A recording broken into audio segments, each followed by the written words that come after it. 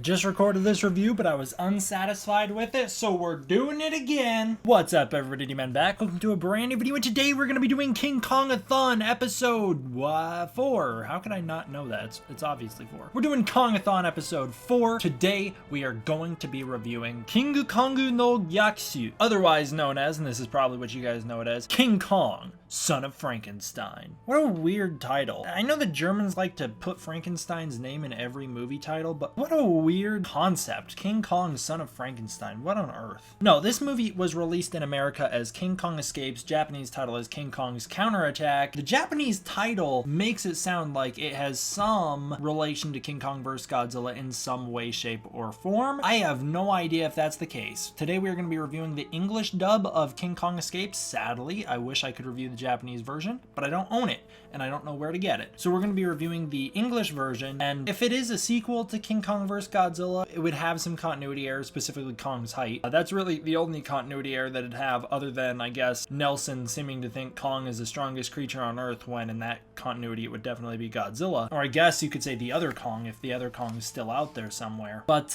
Kong's height is definitely different. King Kong is coming off of his 150 feet that he had in King Kong vs. Godzilla, the tallest Kong to date. Now he is only 65 feet, which at this point in history, he's still the second highest Kong in terms of, in 1967 when this movie was made. He was still the second tallest Kong. He was still quite a bit taller than the 20 to 40 foot King Kong from the original film. King Kong Escapes, like I said, we are reviewing the English version, which again, if there is any ties to the Godzilla continuity overall, any ties to King Kong vs. Godzilla in the Japanese version of the film, they have been removed from the English cut. I don't rule it out though, because War of the Gargantuas is an incredibly different film from Japanese to English cut, not in terms of the way it's edited or anything like that, like the standard way they do it with these movies, like how King Kong vs. Godzilla is incredibly different. Not really that way. War of the Gargantuas is mostly different in terms of the dialogue between the two is inconsistent and definitely different. War of the Gargantuas is a heavy-handed sequel to Frankenstein Conquers the World when you watch the Japanese version, and in the American version, it is just a standalone film. So we are going to be reviewing King Kong Escapes as if it's a standalone film. I know it does have some loose continuity to Destroy All Monsters with the introduction of Gorosaurus. This is the first film to introduce Gorosaurus, so he shows up in here, and then he will go on to appear in Destroy All Monsters, but that's very, very loose. We open on a submarine headed to an island. Ifukube's music plays. It's pretty impressive. Ifukube's music in this movie is a huge step up from what he did in the last film, in King Kong vs. Godzilla 1962, and we got a lot of the same crew returning for this film. We have Honda back as director of King Kong Escapes, Nakajima back instead of playing Godzilla. This time he gets his hand in playing King Kong, which is awesome. I love that. We'll talk a little bit about that as we get to Kong's character in this movie, so that's great. Like I said, Ifukube's back doing the music, Tsuburaya is back doing the special effects, and they're interesting to say the least. We'll talk a lot about that towards the end. This was a joint production between Toho and American companies. I believe it was Rankin Bass that helped co-produce this movie, which is different than usual, where at this point in time they were doing co-produced movies with Henry G. Saperstein. I don't think he had any involvement in this movie. If he did, that would be a shock to me. But the fact that this is a co-produced American film means that we do have two American characters as main characters, along with some loose adaptation of the Rankin Bass cartoon that was going on at the time, the Rankin Bass King Kong cartoon, which starred King Kong fighting a Mechana-Kong and a Doctor Who as the villain. This movie will take some of that and adapt it. Very loosely though. Right away, it's pretty great, and by great I mean not great. Right away, our main character here, Lieutenant Susan, comes in. She's immediately being harassed by some of the crew members on the submarine she's on, which is, you know, it's always great to start out a character with them being harassed like that. Good thing Kong doesn't treat her bad in this movie. Kong treats her better than anyone. Not quite. Nomura treats her pretty well. I mean, our main character, Nelson, who shows up here, Commander Nelson and Nomura show up. They don't treat her bad like the rest of the crew does, but the rest of the crew just ogles over her. You'd think Kong would, but he has a little bit more self-respect than those submarine crews, those extras on set. Akira Takarada plays Nomura, which is a lot of fun. Takarada does a great job in this movie. It's weird how they utilize Nomura. He is a UN scientist or something. I don't entirely know what his job is. He's kind of a soldier because he's very tactical. He knows how to use guns, which will be important at the end of the movie. And he also conducts an evacuation of Tokyo at the end of the film. Weirdly, out of nowhere, the military doesn't. They just huddle people up on a sidewalk, and then he's actually the one that gets them to safety. So he does a lot, which he shouldn't, because he's like a scientist. He should be like a geeky scientist scientist or something, but instead he's like this UN badass also scientist. It's like, what is his job? What's his actual occupation? Why does he do it all? I don't know, but it's great. It's Akira Takarada. Can't go wrong with that. Takarada and Nelson show up and they start telling Susan about the world's strongest creature, the 65-foot Kong. We then cut to the Arctic and see Doctor who is played by the same dude that plays Ichiro's adult friend in Godzilla's Revenge. So it's that guy. I believe his name's like Shinpei or something in Godzilla's Revenge. It's the toy maker. So pretty cool to see him here. He plays a very different character in this movie. Doctor Who shows up. He's being harassed. He's the villain of the movie. He's being harassed by Madam X, who is, I believe, played by Fumiko from King Kong Vs Godzilla. She works for the mysterious Country X and needs Element X. Did you get all that? It's Madam X, Country X, Element X. We don't know anything about any of it. Madam X is just a girl who we never find out her identity. Country X, we never really find out where she's from, so I just call it Country X. And Element X is the weird radioactive element that they want, which will give them some sort of ability to do something unknown with that we don't entirely know, but it's very destructive apparently. She's quite skeptical of Doctor Who. She's like, yeah, we funded your Mechanicon and it just doesn't seem like it's gonna work. Doctor Who's like, no, trust me, it'll be fine. So he sends Mechanicon out to mine a little bit of Element X.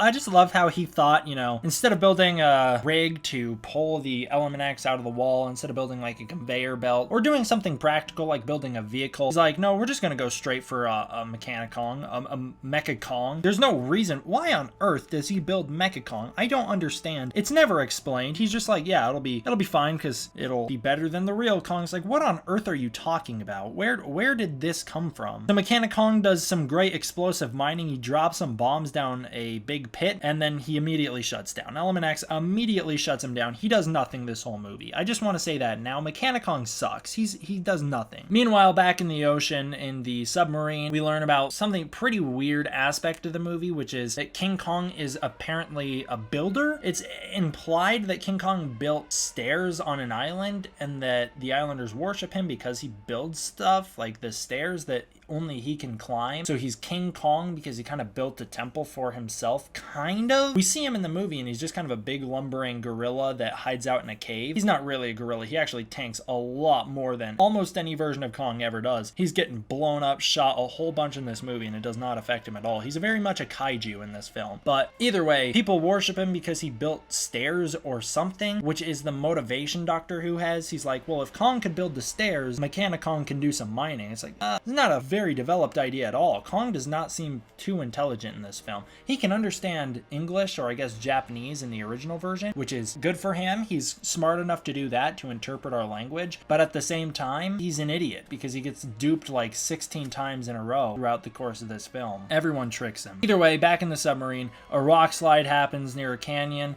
It causes the submarine to get damaged, so they surface. While they're doing repairs on it, Commander Nelson Nomura and Lieutenant Susan, they all head out to Mondo Island, which is this film's version of Skull Island. There, they find a Kong who definitely is not the same King Kong that just beat Godzilla in a fight a few years ago. They use their little weird hovercraft car to glide over the ocean and then get to the island. I don't know what the heck that thing is. Nelson has kind of seemingly already been on the island before. He's like, oh, last time I was here, there were more natives. Where are they now? One of the natives runs out. The last of the natives runs out and is like, hey, can you guys please not come to the island?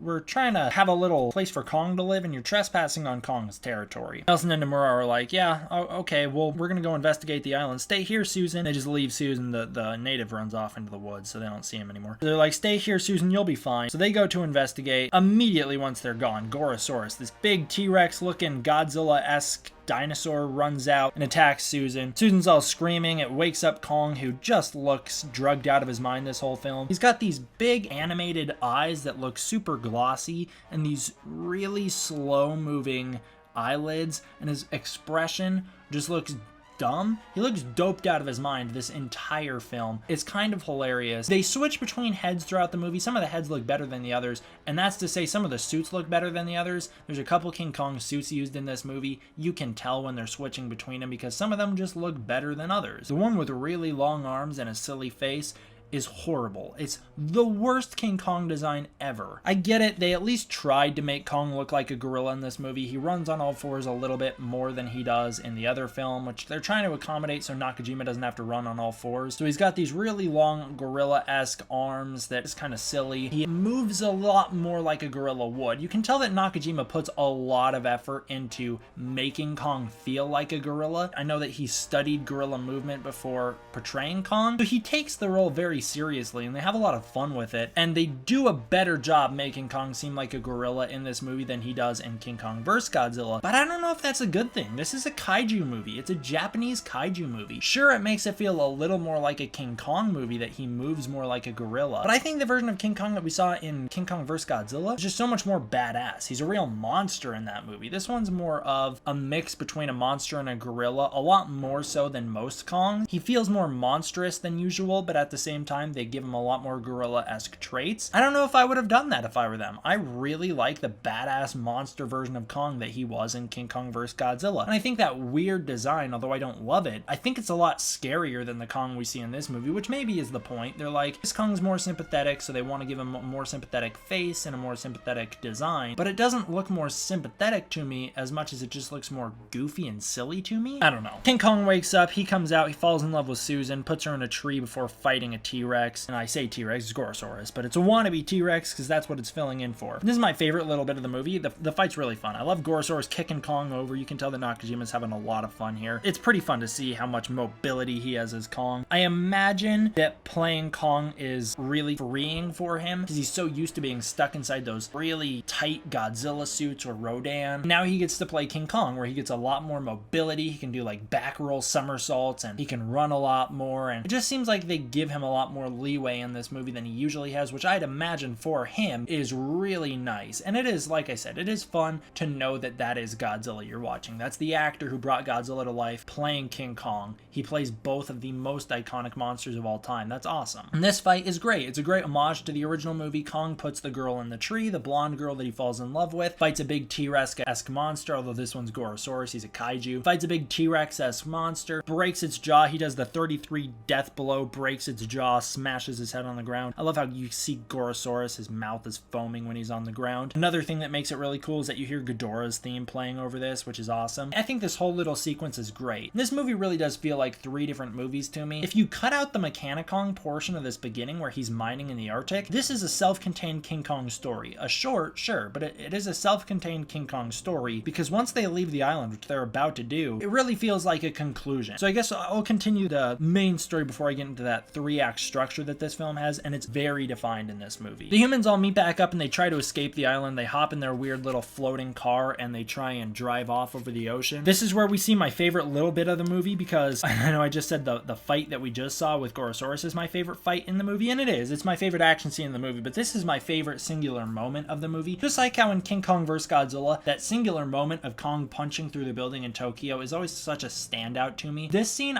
or this little moment, I guess, I just think it's hilarious. It cracks me up every time I see it. This giant serpent rises up out of the water and is about to attack the little floating car. It's a weird prediction here because in the next movie, King Kong will fight a serpent. But anyways, this serpent comes out of the water. It's about to attack this car. Kong just picks up a rock and clocks him with it. It's hilarious. I think it's hysterical. The way he just like immediately headshots it into the water is so funny to me. And then Kong jumps in after it and oh my god, it looks horrible. The King Kong suit in the water is the worst effect in the movie. They really should not have gotten this suit wet. It looks horrible. The head looks like a bobblehead because it's not wet like the rest of the body. He just looks ridiculous. I absolutely hate it. But he fights the serpent and then he goes and messes with the submarine trying to figure out what the submarine is. Susan has to go up and stop him. She's like, hey, can you please stop? And he listens to her for some reason. She does hop in the water because he picks her up and starts to head back to the island with her. And she's like, no, thank you. She hops in the water and he's like, all right, well, if you're going to be that way, puts her back on the submarine. And then he goes and swims back to Mondo Island, which they do reveal that Kong swims from island to island in this movie. So it's not a big deal for him to swim. They also can kind of explain there that's why this isn't Faroe Island because King Kong swims from island to island. So he doesn't need to stay on one island. He is called King Kong in the movie as well. And he won't always be. So that's where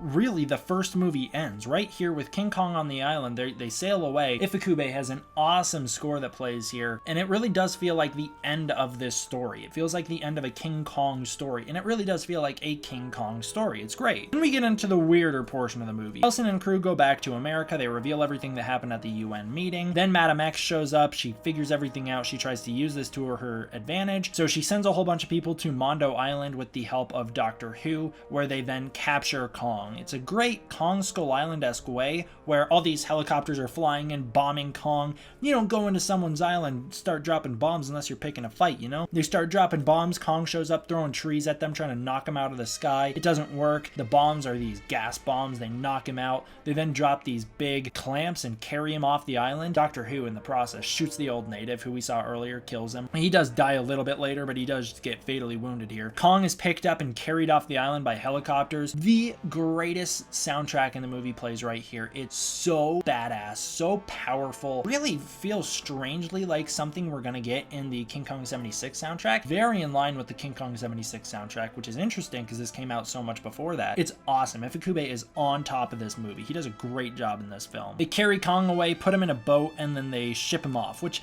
it's also interesting that the Japanese movies are 2/3 of the explanation for how King Kong gets to America, or to the mainland, because he doesn't go to America in this film, he goes to Japan. Usually in the King Kong story, they go, oh, we knocked Kong out, cut to New York City, Kong's in New York. This movie, King Kong vs. Godzilla, both the Japanese films explain how they transport Kong. In King Kong vs. Godzilla, the natives and our crew build a big raft, and then they load him up onto the raft, and they transport him back to Tokyo. In this film, they put Kong in a ship, like a giant ship. They have a container specifically built for him. They put him in that, and then they ship him back. And then the next movie is going to be the only one after that where they'll explain how he gets back to America. Anyways, they bomb the place, they pick up Kong, take him away. Nelson and crew show up immediately. Nelson examines the aftermath immediately. He knows who it is. He's like, oh yeah, Doctor Who. The movie feels very James Bond in a lot of ways, and it really becomes apparent at this point in the plot, because at this point it becomes kind of a cat and mouse game between Doctor Who and Nelson, and that'll be the way it stays for the rest of it. You have your Bond-esque heroine, or your girl, your Bond girl. In this movie it's Madam X, and a lot of Nelson's plot feels very James Bond. So this movie is really King Kong but James Bond mixed together, and at the same time they sprinkle in some kaiju elements. It's a quite weird blend. Our heroes are picked up and told they're going back to Tokyo for a scientific something or another, and then they are flown off. Oh, they're told that Kong's headed back to Tokyo, so they're like, oh, we better go get Kong. They fly back to Tokyo, or so they're told. King Kong wakes up and he is in the Antarctic base. He immediately breaks out. Like, the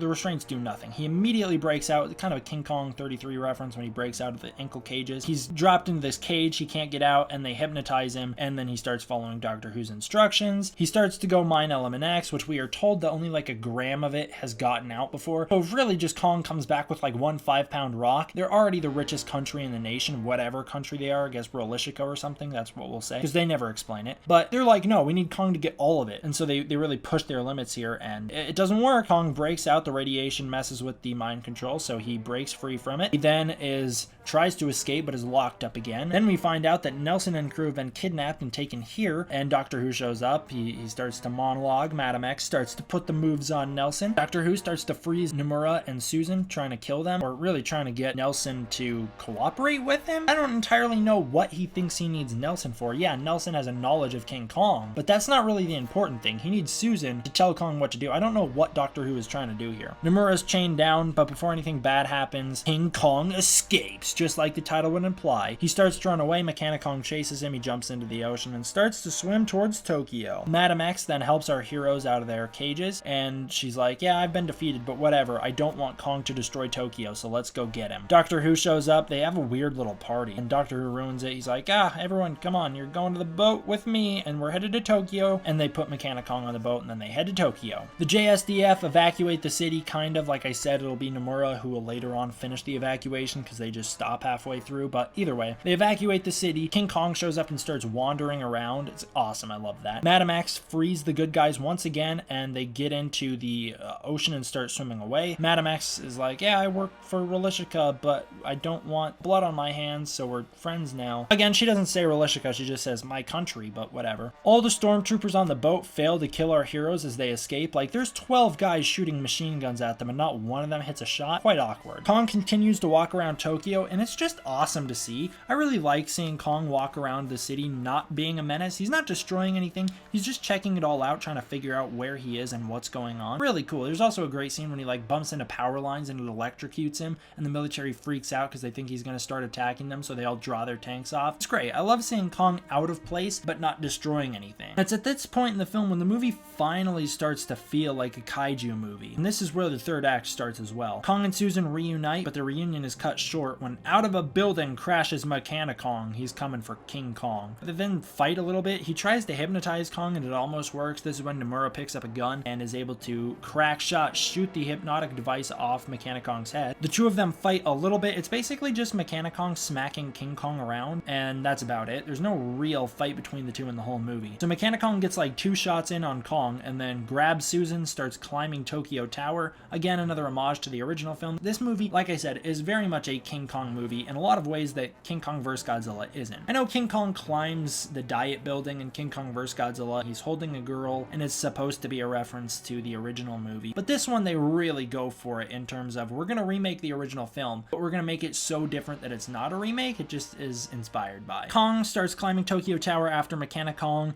Meanwhile, Madam X starts messing with Kong's controls. Doctor Who starts to shoot her and kill her. Kong saves Susan and puts her in Tokyo Tower. Nomura then goes up and gets her to safety. Mecha Kong is beaten as Madam X destroys his controls right before dying, and then Mecha Kong just kind of falls off Tokyo Tower. There's no real fight between Kong and Mecha Kong. They hit each other a little bit. They kind of swing back and forth on Tokyo Tower and smack each other. I really wish we could have gotten a good fight scene between the two, but we don't. So yeah, Mecha Kong falls off the tower and dies just like the original 33 Kong does, and he explodes into pieces. It's a, you know, it is what it is. Doctor Who tries to retreat. He tries to get his boat to take him home, and then King Kong jumps into the ocean, climbs on top of the boat, destroys it, and then he swims off to wherever. Faroe Island, Mondo Island, doesn't matter. He swims out of the movie. What a weird film. This movie, there's so many things that work about it and so many things that don't work about it. The story is okay. It's not great. Like I said, very James Bond inspired. It's okay. It does feel like a King Kong movie, which is awesome. I love that. But it's just kind of weird. It's like a blend of all these different genres. Not seamlessly though. The kaiju stuff is alright. I really like Kong in this movie. Not the design. We'll get there. I really like Kong's characterization in this movie. You can tell Nakajima has a lot of fun playing the character. He does a lot of really cool gorilla-esque inspired things. And you can tell that he takes the role seriously. There's a lot of good stuff here with Kong. And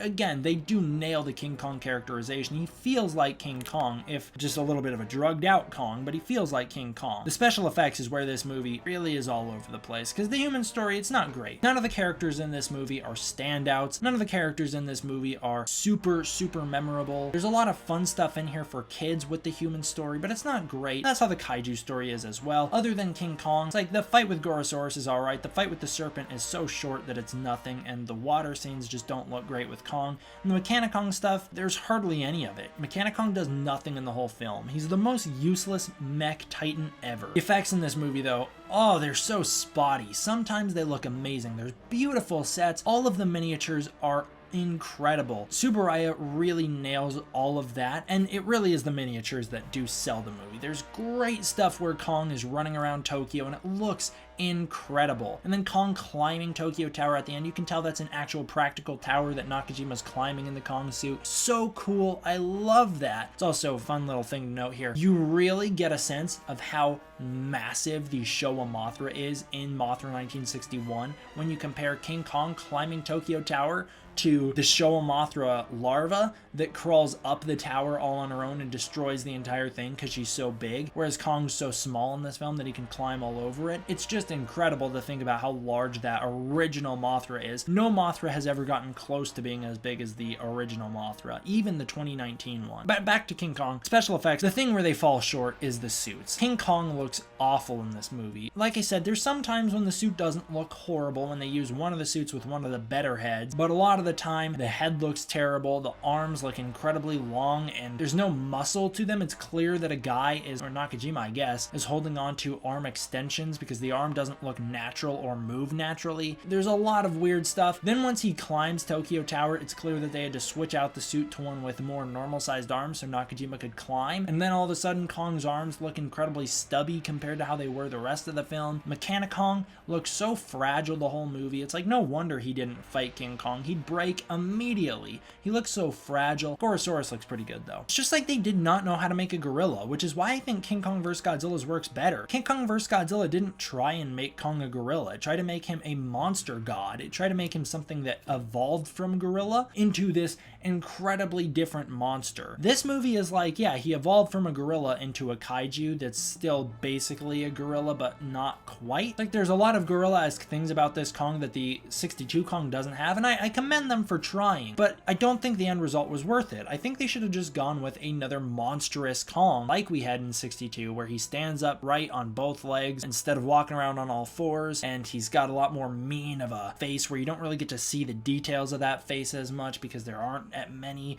And I don't know, I just think that Kong in this movie doesn't look great. And the original Kong, the 62 Kong, he never looks hilarious when he's wet. He looks a little weird, but he doesn't look bad when he's wet. This Kong just looks bad when he's wet, like really bad. But the music in here, like I said, Ifukube is on his game. He knows what he's doing here. He's got a great King Kong theme. I'm not a huge fan of Kong's theme, but King Kong's got a great theme. There's a lot of really, really cool King Kong 76 sounding music. A lot of things in here work really well with that. Ifukube does a great job here. Overall, King Kong Escapes is a pretty weird movie. I wouldn't recommend it if you're going through casually trying to watch King Kong movies. If you're a hardcore Kong fan or if you're a big kaiju fan, go for it. This is gonna be right up your alley. If you're really just looking for a good King Kong movie, I'd say watch the original or watch some of the ones that will come down the line. This one, take it if you're a big Kong fan or take it if you're a kaiju fan. If you're not a kaiju fan, if you're a King Kong fan only, you're not gonna enjoy this film. Overall, I give King Kong Escapes a 7 out of 10. You know, it's not horrible. I really do like a lot of things in here, but there are some things that just hold it back quite a bit. Plus, also, I don't have the nostalgia for this movie that I have with King Kong vs. Godzilla, so I'm not as lenient on it. It does have one pretty cool cover, though. So that is going to do it for my review of King Kong Escapes from 1967. Thank you all for watching. I hope you enjoyed. I will see you guys next time. D-Man out.